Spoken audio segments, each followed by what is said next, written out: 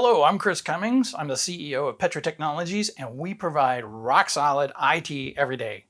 Today I'm going to talk to you about some differences in public and private Wi-Fi in your business or your organization. Let me first start with private. The reason why we have a private network for Wi-Fi is that these are for the devices that are owned by the organization. These devices actually need access to the printers and the servers and the camera systems and etc. that you might have on the network. Another name for it is like a trusted network.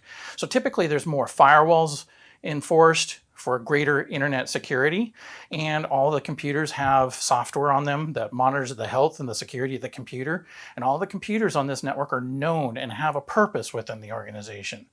All the computers have authorized users with a purpose as well.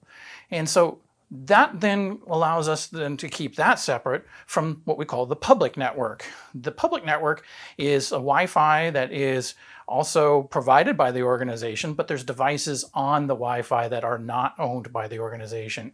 All users that use mobile phones is probably a really good reason why this exists, is because these are coming from all sorts of different places and we don't know what software is installed on those things.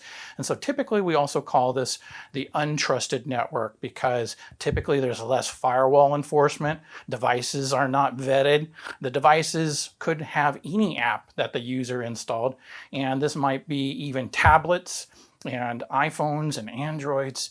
All these kind of things that are coming from outside the building, guests that come in, they have their own laptops, and these are not organizationally owned computers that have the other security pieces installed, so therefore we keep them separate.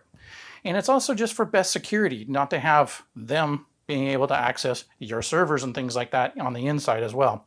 So in some cases we have another Wi-Fi network for a specific purpose.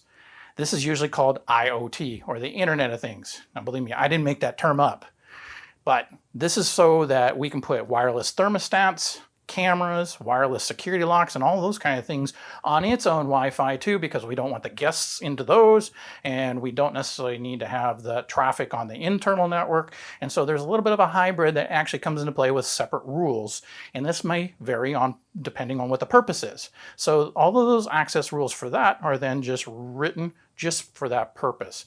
So typically, you got the private, you got the public, those are the bare minimums. Sometimes you have this IoT network, and that's how we keep everything inside your organization safe. So until next time, you can find us on Facebook, YouTube, and on the web at Petra Tech IT. And if you have any comments or questions, drop them into the comment box at the bottom, and I'll see if I can address those on a future video. Thank you very much.